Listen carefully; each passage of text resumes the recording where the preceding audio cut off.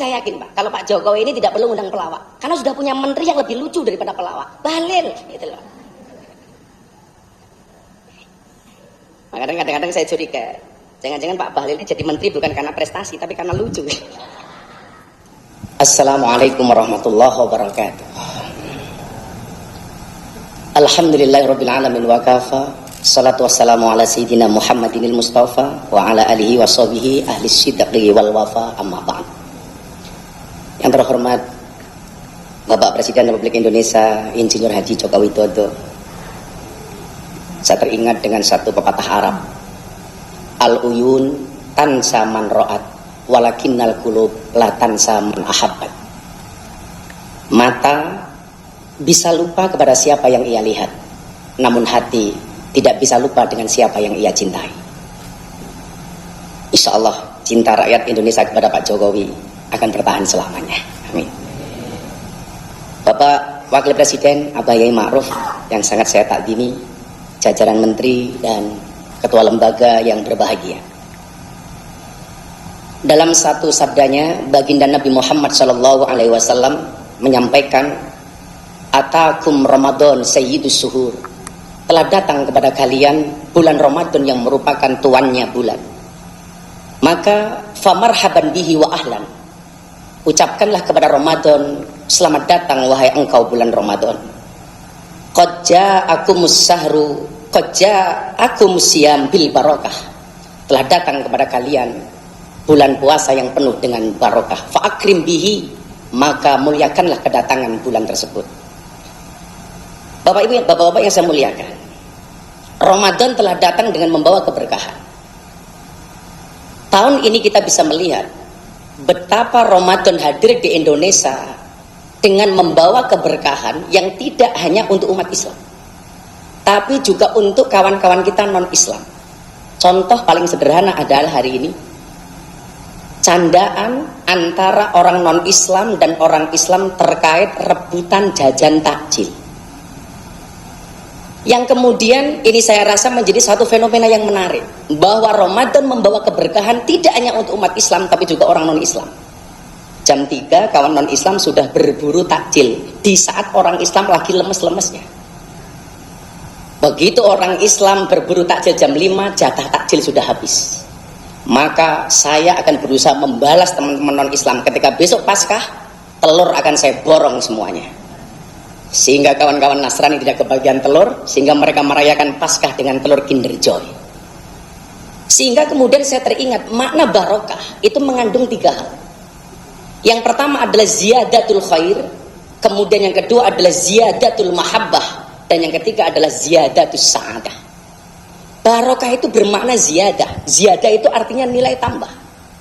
Yang pertama bertambah apanya? Ziyadatul khair, bertambah nilai kebaikannya. Kebaikan baik bagi umat Islam maupun non-Islam. Maka suatu ketika Nabi Ibrahim alaihissalam pernah ditegur oleh Allah. Nabi Ibrahim alaihissalam, Bapak mohon izin, ini adalah sosok Nabi yang mendapatkan gelar Khalilur Rahman. Salah satu spesifikasinya adalah Nabi Ibrahim ini senang ngajak orang makan. Setiap ketemu orang ditraktir makan, termasuk makan siang, ditraktir sama Nabi Ibrahim. Satu ketika Nabi Ibrahim ketemu dengan seseorang, dibawa ke rumahnya untuk diajak makan. Ternyata ketika Nabi Ibrahim berdoa, sang tamu tidak berdoa sebagaimana doanya Nabi Ibrahim. Dalam riwayat disebutkan, ada yang mengatakan dia majusi, penyembah api, ada yang mengatakan dia seorang ateis yang tidak punya Tuhan. Selesai berdoa, Nabi Ibrahim bertanya, wahai engkau, kenapa engkau tidak berdoa seperti saya kepada Tuhan? Dijawab oleh orang ini, mohon maaf Ibrahim, sesembahan saya berbeda dengan sesembahanmu. Maka saat itu kemudian Nabi Ibrahim mengatakan kepada tamunya, karena sesembahanmu berbeda dengan sesembahanku, kali ini engkau tidak aku beri makan. Sehingga sang tamu ini pergi dalam keadaan bersedih. Kemudian dalam hadis qudsi Allah mengatakan kepada Ibrahim, ya Ibrahim, kenapa dia tidak kamu kasih makan? Dijawab oleh Nabi Ibrahim alaihissalam, ya Tuhan, dia tidak menyembahmu sebagaimana aku menyembahmu. Kemudian dijawab oleh Allah subhanahu wa ta'ala, Ibrahim, orang yang menyembah aku itu hambaku, yang tidak menyembah aku itu juga hambaku. Yang menyembah aku kasih rezeki, yang tidak menyembah aku kasih rezeki. Engkau Ibrahim ngasih makan hanya sekali, kok kebanyakan syarat. Ini menunjukkan bahwa keberkahan Islam sebagai rahmatan lil alamin tidak hanya berbagi kepada orang Islam, tetapi kepada mereka yang non-Islam. Maka ketika ada pertanyaan, boleh nggak seorang muslim mendapatkan nafkah dari orang non-Islam atau sebaliknya? Jawabannya adalah boleh. Beberapa waktu lalu saya sampaikan di hadapan kantor DPP PAN, di hadapan Bapak Prabowo, contoh yang paling konkret, orang Islam boleh menerima atau boleh memberi ketika Nabi Musa alaihissalam dibesarkan di kerajaan Fir'aun. Bapak mohon maaf, Musa ini lahir di zaman Fir'aun, yang Fir'aun ini sangat percaya dengan peraturan dukun. Dukunnya ini membuat peraturan, siapapun bayi yang lahir dalam keadaan laki-laki maka harus dibunuh. Ibunya Nabi Ibrahim galau, mohon maaf, ibunya Nabi Musa galau karena bayinya laki-laki. Maka kemudian atas petunjuk Allah, bayi ini dihanyutkan di sungai, kemudian mendarat di belakang kerajaan Fir'aun. Ditemu oleh istrinya namanya Siti Asyah, dibawa pulang oleh Siti Asyah ke dalam kerajaan Fir'aun. Fir'aun melihat, bertanya kepada Siti Asyah, wah Asyah, siapa yang kamu bawa? Bayi, laki-laki perempuan? Laki-laki. Fir'aun marah, Pak, bunuh. Dijawab oleh Siti Asyah, nggak bisa Mas Fir'aun. Kenapa nggak boleh kamu bunuh? Karena bayi yang bisa kamu bunuh adalah bayi yang kamu cari, sementara bayi ini datang sendiri. Delalah Pak, Fir'aun manut. Maka sejarah mencatat sejak saat itulah laki-laki kalah sama istri, Pak. Makanya saya benci dengan Fir'aun bukan karena dia ngaku Tuhan, Pak, tapi gara-gara peristiwa itu kita kalah sama istri, Pak. Mohon maaf ya Bu, karena saya memahami betul perempuan itu karakternya satu, kalau disakiti nggak pernah lupa, kalau menyakiti nggak pernah ingat. Itulah perempuan, Pak. Tumbuh berkembangnya Fir'aun, mohon maaf, tumbuh berkembangnya Musa di kerajaan Fir'aun itu dinafkahi oleh Fir'aun. Ini menunjukkan apa? Jangankan kepada oleh orang non-Islam yang berbagi dengan kita, orang yang ngaku Tuhan sekalipun masih boleh berbagi dengan kita. Begitu juga sebaliknya. Kemudian yang kedua, keberkahan itu bermakna ziyadatul mahabbah, bertambahnya nilai cinta dan kasih sayang. La tadkhulunal jannata hatta tu'minu wa la tu'minu hatta tahabbu. Sekali-kali kamu tidak akan masuk surga, kata Allah, sehingga kamu beriman. Dan ciri orang beriman itu adalah orang yang memiliki rasa cinta dan kasih sayang. Satu saat umatnya Nabi Musa alaihissalam dilanda kekeringan panjang, sehingga banyak warganya, umatnya Nabi Musa yang meninggal dunia karena kelaparan. Saat itu Nabi Musa mengajak umatnya untuk melaksanakan sholat istisqa. Sekali sholat istisqa, Allah belum berkenan menurunkan air hujan. Kedua kalinya sampai ketiga kalinya belum juga turun air hujan. Maka kemudian yang terjadi adalah Nabi Musa mengatakan kepada Tuhan, Tuhan, sudah 3 kali kami sholat istisqa, kenapa engkau tidak menurunkan air hujan? Dijawab oleh Tuhan, Musa, aku tidak mungkin menurunkan air hujan kepada kalian selama ada di antara umatmu yang tidak akur, tidak rukun, saling bermusuhan, apapun persoalannya. Maka kalau engkau menginginkan aku menurunkan air hujan, jadikan umatmu umat yang rukun, jadikan umatmu umat yang akur, sehingga membawa rahmat untuk umatmu. Itu artinya kalau bangsa ini ingin mendapatkan rahmatnya Allah, gak ada alasan apapun bagi kita, apapun masalahnya, kecuali menjaga kerukunan. Coba kita melihat bagaimana kisah seorang badui datang ke masjidnya Nabi kemudian kencing di dalam masjid. Semua sahabat marah kepada sang badui, dimaki, dihina, dicaci. Hanya Nabi yang tidak mencaci si badui. Karena dicaci maki, kemudian si badui ini mengangkat kedua tangannya, kemudian dia berdoa kepada Allah Subhanahu wa taala, Allahummarhamni wa Muhammadan wa la tarham ma'ana ahadan. Tuhan, kata badui, orang yang ada di sini yang engkau kasih cuma aku sama Muhammad, yang lain enggak wahai Tuhan. Kenapa? Karena yang lain mencaci saya, kata badui. Yang lain mencaci Muhammad tidak, wahai Tuhan, maka yang perlu engkau kasih hanya aku dengan Nabi Muhammad. Mendengar jawaban doa si badui ini, Nabi kemudian bersabda, laqad tahajjarta wasi'an. Badui, kamu itu egois, kamu itu egois. Rahmat Allah itu untuk siapapun. Kalau pola pikirmu seperti itu, berarti kamu mempersempit rahmatnya Allah. Kadang-kala kita egois, mempersempit rahmatnya Allah. Ketika kita berbuat salah, kita tahu bahwa Allah itu Ghafir, maha pengampun. Tapi ketika orang lain salah, kita mengatakan syadidul iqab, bahwa Allah itu maha pengazab. Sehingga seolah-olah ketika berbicara rahmat itu hanya untuk NU, rahmat itu hanya untuk Muhammadiyah, rahmat itu hanya untuk kita, tidak untuk yang lain.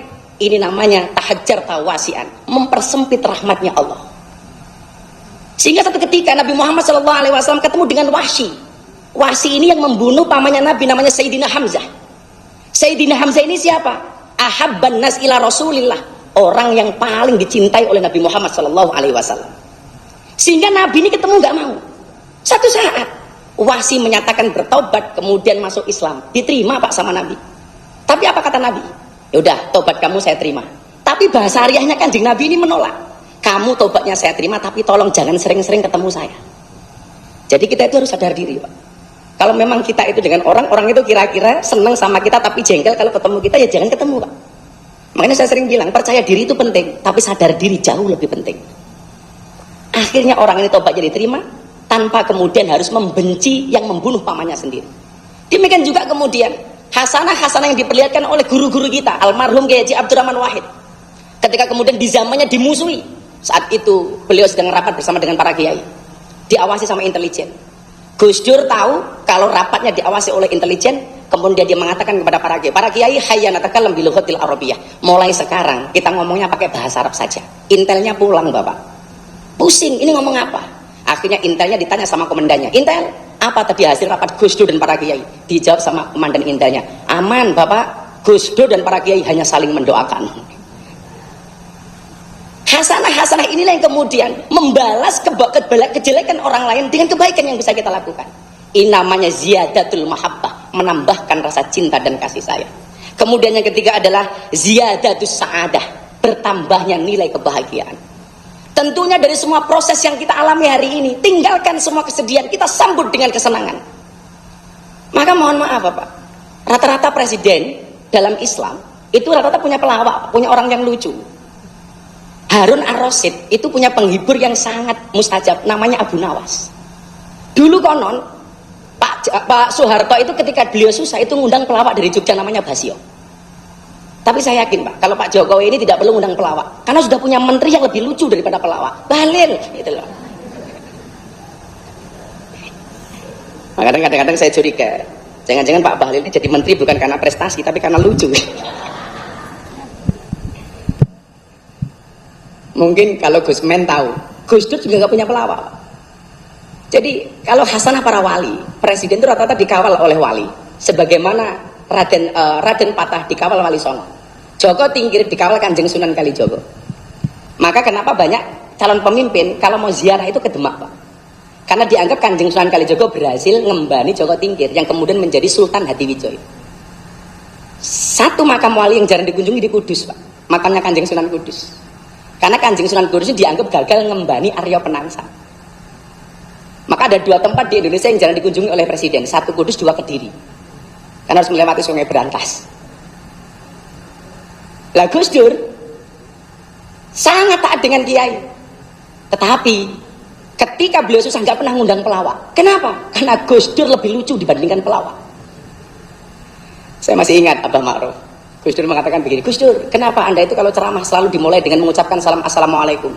Apakah karena Anda muslim yang taat?" "Oh enggak, saya itu mengucapkan salam bukan karena saya muslim yang taat. Saya pengen cek, oh mbak, ada yang datang apa enggak?" Itu Gus Dur. Jadi di saat orang lain lucu dengan membuli orang lain, Gus Dur sudah mampu membuli dirinya sendiri. Maka ziyadatus sa'adah, harus bertambah nilai kebahagiaannya. Demikian juga ketika Al-Quran mengatakan kul bifadlillah wa birahmati fabidzalika falyafrahu. Orang beragama ini harus happy, Pak. Harus enjoy, harus relax. Kenapa? Karena agama itu datang sebagai sebuah solusi, bukan sebagai sebuah masalah maupun problem. Sehingga ketika kita membuat onar atas nama agama, jelas itu bukan ajaran Nabi, jelas itu bukan ajaran Al-Quran. Maka Bapak yang saya muliakan, bagaimana kemudian konsepnya ketika pejabat memberikan kesenangan kepada rakyat? Nabi mengatakan ahabbun nas anfa'uhum linnas. Manusia yang paling baik itu adalah manusia yang paling banyak manfaatnya. Wa ahabbul a'mali ilallahi, kembali Nabi mengatakan sururun tudkhiluhu ala muslim takshifu anhu kurbatan. Amal yang paling disukai oleh Allah ternyata ketika seseorang memberikan kebahagiaan kepada orang lain sehingga terlepas dari semua keruwetan, dari semua masalah.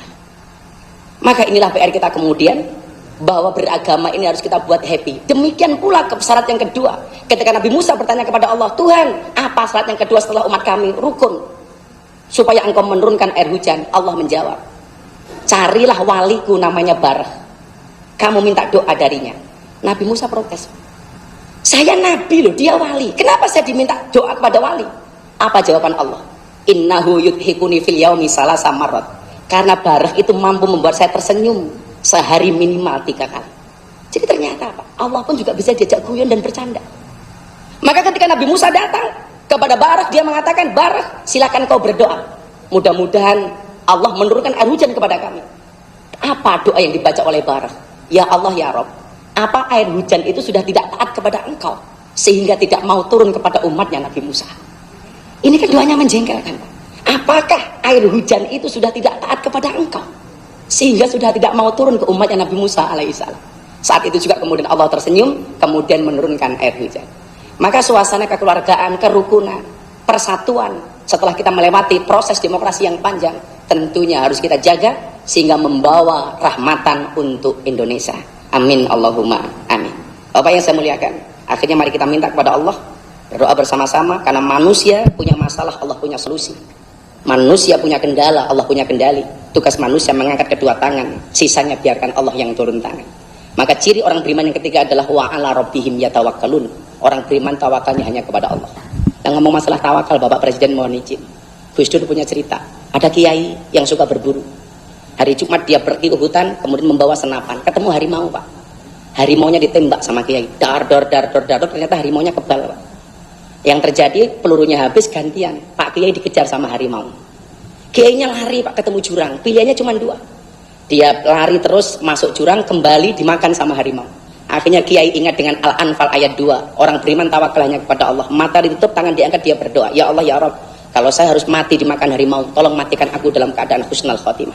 Begitu matanya dibuka, ternyata harimaunya nggak makan Kiai, justru mengangkat kedua kaki depan harimau. Pak Kiai bertanya, harimau kenapa kamu nggak makan saya? Harimau menjawab, yang sabar Pak Kiai, saya juga sedang berdoa.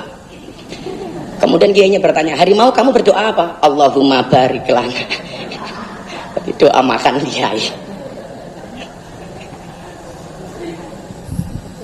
Akhirnya Bapak yang saya muliakan, sebelum kita berdoa, saya ajak semuanya untuk kirim hadiah Fatihah untuk sahabat-sahabat kita di Palestina, untuk sahabat-sahabat di Gaza Palestina. Al-Fatihah.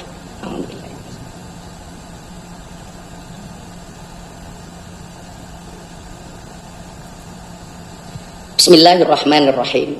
Allahumma sholli ala sayyidina Muhammad wa ala ali sayyidina Muhammad walhamdulillahi rabbil alamin.